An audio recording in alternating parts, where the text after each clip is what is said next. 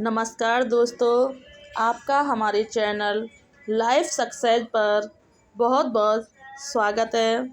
और आज हम इस क्लास में घटना चक्र, प्रश्न उत्तर, रीतिकाल से संबंधित प्रश्नों को हल करने वाले हैं। कल की क्लास में हमने रीतिकाल को 40 तक प्रश्नों तक हल कर दिया था और आज हम इससे आगे के प्रश्न हल करने वाले हैं। तो नंबर 41 है कि सुजान विनोद के रचनाकार हैं। Number A Ghananand, number B Dev, number C Padmakar, number D Matiram. तो सुजान विनोद के जो रचनाकार हैं वो देव माने जाते हैं।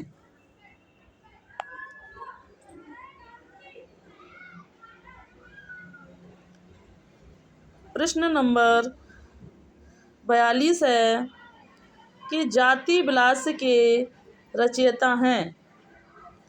तो जाति विलास के रचयिता number A Bhikharidas, number B Dev, number C Matiram और नंबर डी भूषण। तो जाति विलास के जो रचयिता हैं वो देव को माना जाता है। प्रश्न नंबर 43 है कि अष्टयाम के किसकी रचना है। तो number A Senapati, number B Dev, number C Bhushan, number D Padmakar. तो अष्टयाम जो रचना है वो देव की मानी जाती है और एक उसमें है, एक अष्टयाम जो है वो नावादास की रचना भी है और ये अष्टयाम एक देव की भी रचना है, इसलिए इसमें कन्फ्यूजन मत होना। प्रश्न नंबर 44 है कि रीतिवर्ध कवि देव हैं। नंबर ए अलंकारवादी, नंबर बी रीतिवादी, नंबर सी वक्रोक्तिवादी, नंबर डी रसवादी। तो रीतिवर्ध कवि जो देव हैं वो रसवादी कवि माने जाते हैं, जबकि केशव दास जो हैं वो अलंकारवादी कवि माने जाते हैं। तो और देखते हैं कि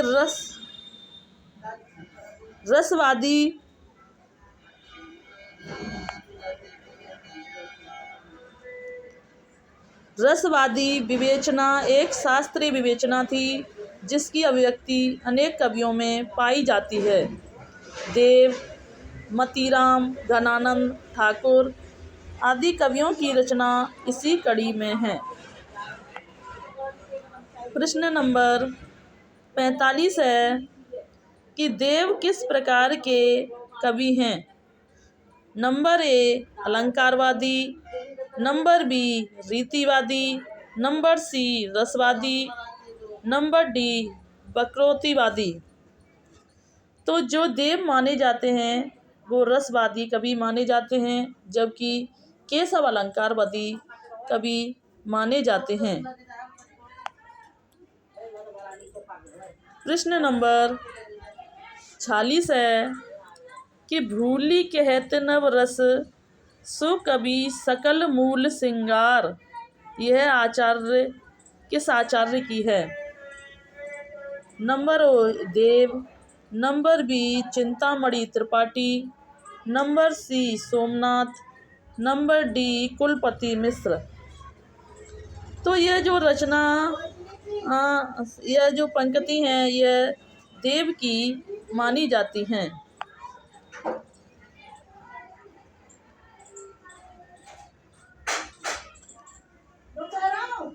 प्रश्न नंबर 47 है कि अम्य हलाहल मद भरे श्वेत श्याम रत्नार।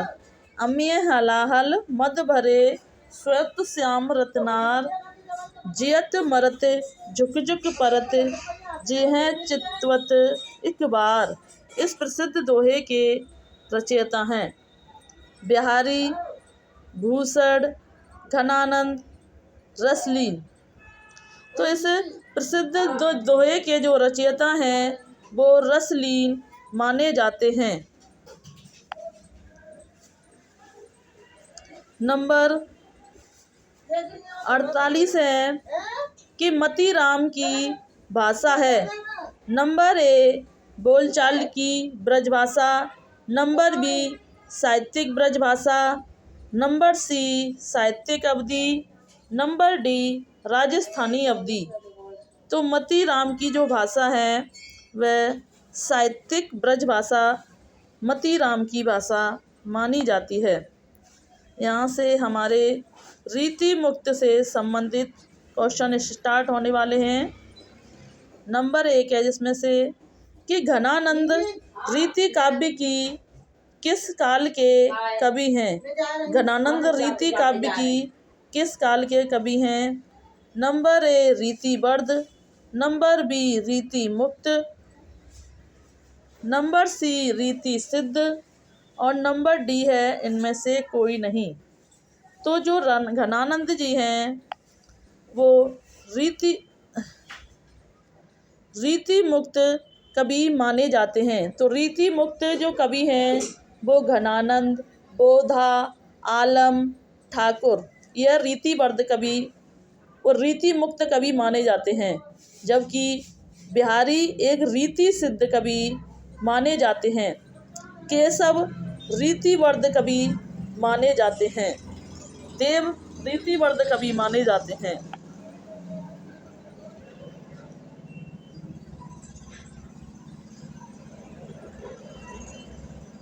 प्रश्न नंबर 2 है कि घनानंद किस वर्ग के कवि हैं। नंबर ए रीतिवर्ध, नंबर बी रीति मुक्त, नंबर सी रीति सिद्ध, नंबर डी छायावाद। तो अभी ये पहले भी रिपीट हो चुका है। घनानंद जो हैं वो रीति मुक्त कवि माने जाते हैं और घनानंद का जन्म जो हुआ था वो 1689 में हुआ था और घनानंद जो थे वो मोहम्मद शाह रंगीले के दरबार में रहते थे।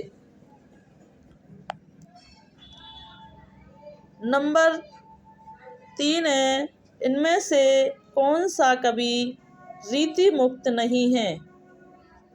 Number A Ghananand, number B Alam, number C Bodha, number D Bihari.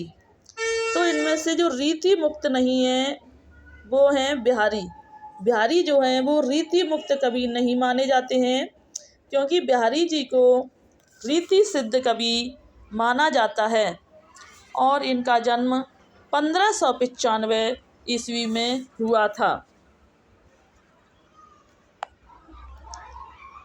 Number 4 है कि इनमें से कौन सा कवि रीति मुक्त नहीं है।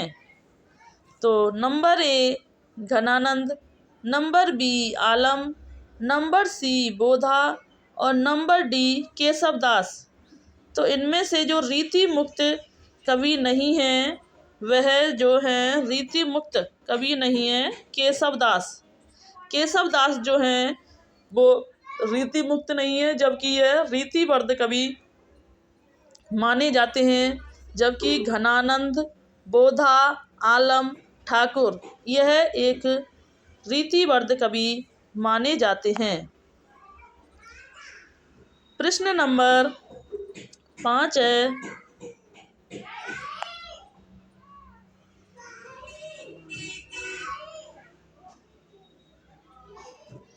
प्रश्न नंबर 5 है,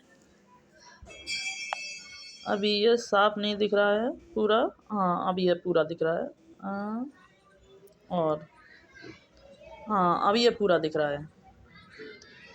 तो यह निसंकोच कहा जा सकता है कि भाषा पर जैसा अचूक अधिकार इनका था वैसा और किसी कवि का नहीं है। रामचंद्र शुक्ल का यह कथन किस कवि के संबंध में है। तो number 1 Kabirdas, number B Tulsidas, number C Bharatendu Harishchandra और नंबर डी घनानंद। तो यह निसंकोच, तो ये जो कथन है यह घनानंद जी के बारे में रामचंद्र शुक्ल ने कहा था कि यह निसंकोच कहा जा सकता है कि भाषा पर जैसा अचूक अधिकार इनका है वैसा किसी और कवि का नहीं है।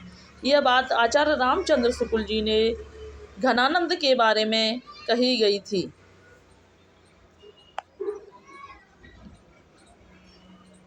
प्रश्न नंबर 9 है कि घनानंद की कृतियाँ किस भाषा में हैं। Number A Awadhi, number B Khari Boli, number C Braj, number D Maithili. तो जो घनानंद की जो रचनाएं थीं वो ब्रज भाषा में रचित थीं। घनानंद जी के बारे में और विशेष जानते हैं कि इनका जन्म जो था वो 1689 के आसपास हुआ था और 1739 को यह नादिर शाह के सैनिकों द्वारा मार डाले गए थे। यह मस्ती प्रेम वियोग श्रृंगार के कवि हैं। यह प्रेम की मस्ती विशेषतर और वियोग श्रृंगार के कवि हैं। शुक्ल जी के अनुसार प्रेम मार्ग एक प्रवीण और धीर पथिक तथा जवादानी का ऐसा दावा रखने वाला ब्रजभाषा का दूसरा कवि नहीं हुआ है। शुक्ल जी ने उन्हें लाक्षणिक, मूर्तिमता और प्रयोग वैचित्र का ऐसा कवि कहा है जैसे कवि उनके 250 वर्षों बाद छायावाद काल में प्रकट हुआ है।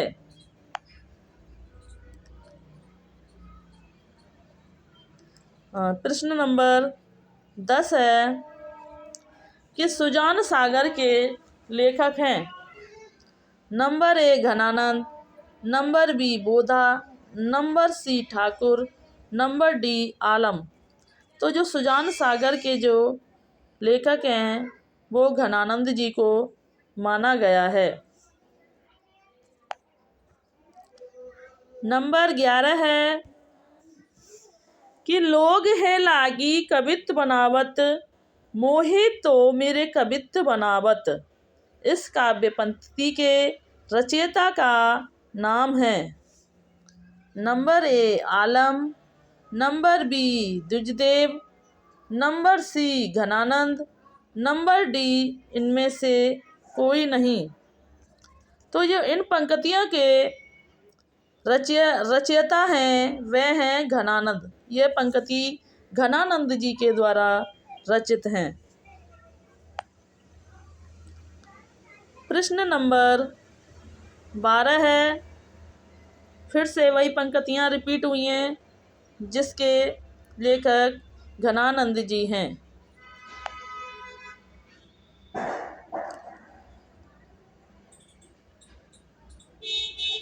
प्रश्न नंबर 13 है, फिर से वो पंक्तियाँ रिपीट हुई हैं। यह पंक्तियाँ बहुत ही महत्वपूर्ण हैं। यह पंक्तियाँ बहुत ही एग्जामों में रिपीट हुई हैं। तो इसकी जो है घनानंद, ये पंक्तियाँ किसकी हैं? घनानंद की हैं। नंबर 14 है, अति सूधो स्नेह को मार्ग है, जानेकु सयानप बांक नहीं। यह पंक्ति किसकी है?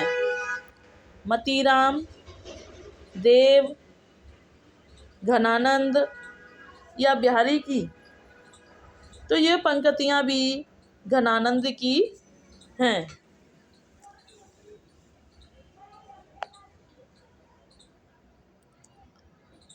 प्रश्न नंबर 15 है, सीख लीनो मीन मृग खंजन कमल नैन। सीख लीनो मीन मृग खंजन नैन, सीख लीनो जस ओ प्रताप को कहानो हैं। ये पंक्तियाँ किस कवि की हैं? Number A Thakur, number B Ghananand, number C Dujdev, number D Matiram. तो ये पंक्तियाँ जो हैं ठाकुर की हैं।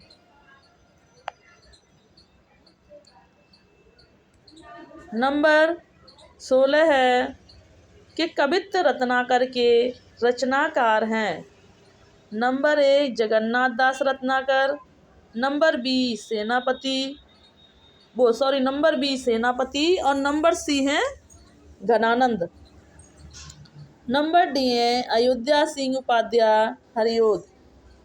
तो कवित्त रत्नाकर के जो रचनाकार हैं वो सेनापति जी माने जाते हैं। इनके बारे में कुछ महत्वपूर्ण जानते हैं कि कवित्त रत्नाकर के रचनाकार सेनापति हैं। इनकी यह कृति प्राप्त हुई है। कुछ इतिहासकारों ने इनकी दूसरी कृति काव्य कल्पद्रुम भी मानी है, वह उपलब्ध नहीं है। कुछ लोग दोनों को एक ही ग्रंथ मानते हैं। कवित्त रत्नाकर के अंतर्गत सेनापति ने श्लेष अलंकार, श्रृंगार, षट ऋतु, रामायण, राम रसायन का वर्णन किया है। कवित्त रत्नाकर में 5 तरंगें और 394 छंद हैं। कितनी हैं? कवित्त रत्नाकर में 5 तरंगें और 394 छंद हैं। प्रश्न नंबर 20 है मतीराम के द्वारा रचित ग्रंथ है कृष्णयान, जगत विनोद, ललित ललाम, रस चंद्रिका। तो मतीराम के द्वारा जो रचित ग्रंथ है वह है ललित ललाम, जबकि कृष्णयान द्वारका प्रसाद के द्वारा रचित है और जगत विनोद जो है वो देव की रचना है।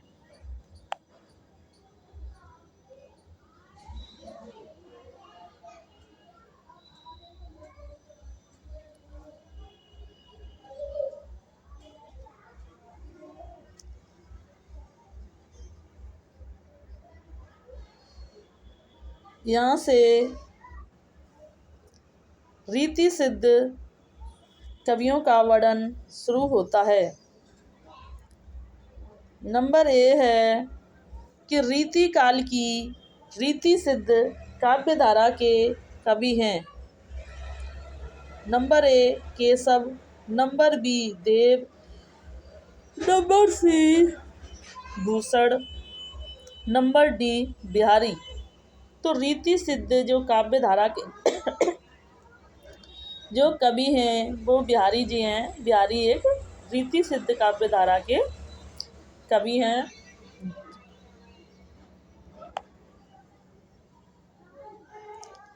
नंबर 2 है कि बिहारी रीति काल की किस काव्यधारा के कवि हैं।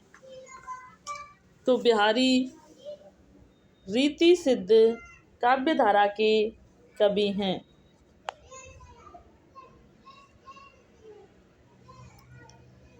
प्रश्न नंबर 3 है कि निम्नलिखित में से कौन सा कवि रीतिवर्ध परंपरा में है।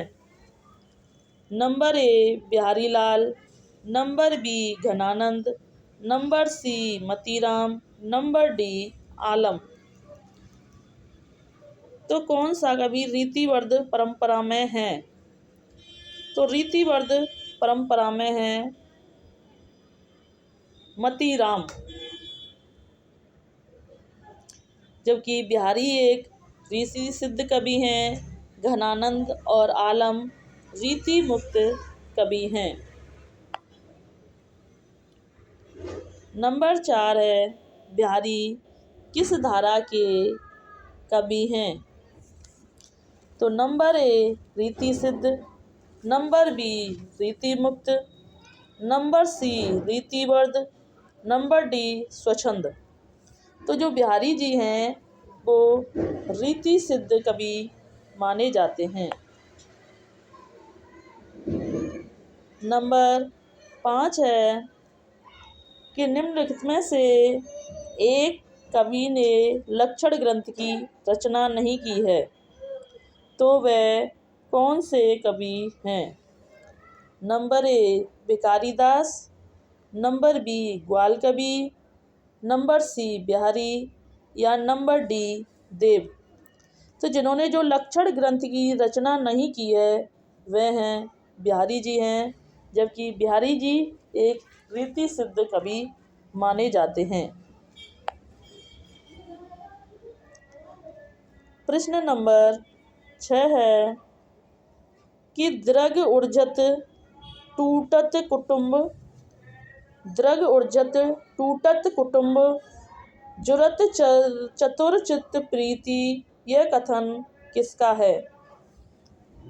Number A Bihari, number B Tulsidas, number C Jayasi, number D Kabir. तो जो यह कथन माना गया है यह कथन बिहारी जी का माना गया है।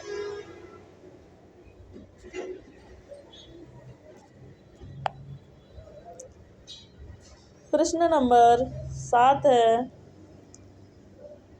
कि बिहारी सत्सई में दोहे हैं 500, 718, 719 या 717। तो जो बिहारी सत्सई में जो दोहे माने गए हैं वह 719 दोहे माने गए हैं।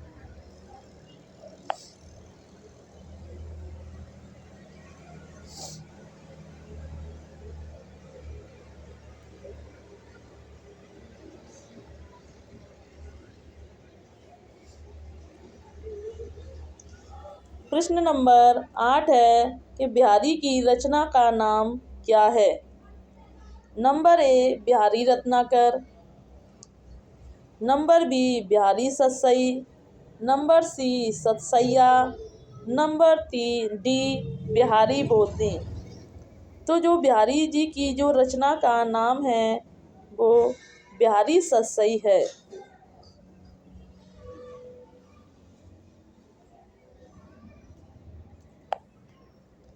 नंबर 9 है कि बिहारी निम्न में से किस काल के कवि थे?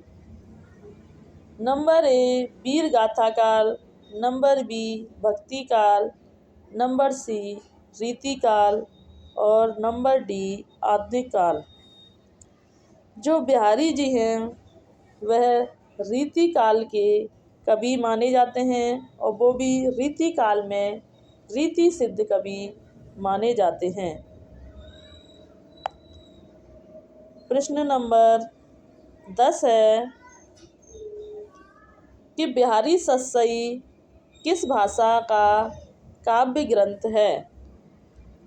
नंबर 1 ब्रज भाषा, number B Khari Boli, number सी अवधी, नंबर डी भोजपुरी।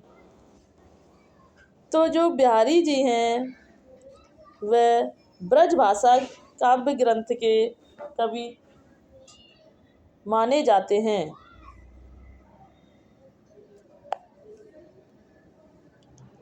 नंबर 11 है कि रीति काल का वह कौन सा कवि है जो अपनी एकमात्र कृति से साहित्य में अमर हो गया था? Number A Rahim, number B Matiram, number C Bihari, number D Dev. तो जो एकमात्र कृति से साहित्य में जो अमर होने वाले हैं वो हैं बिहारी जी। बिहारी एक रीति सिद्ध कवि हैं और यह मात्र एक ही रचना से साहित्य में अमर हो गए हैं। इनकी रचना है बिहारी सत्सई है जिसमें 713 दोहे हैं और ये एक रीति सिद्ध कवि माने गए हैं। और हमारा यहाँ रीतिकाल प्रैक्टिस समाप्त होता है। कल से हम आधुनिक काल पर प्रैक्टिस करने वाले हैं। और आपको हमारी ये वीडियो कैसी लगी ये कमेंट करें, और आपको हमारी ये वीडियो अच्छी लगी हो तो इसे लाइक करें, सब्सक्राइब करें एंड शेयर करें, जिससे हम आगे भी ऐसी वीडियो लाते रहें। धन्यवाद।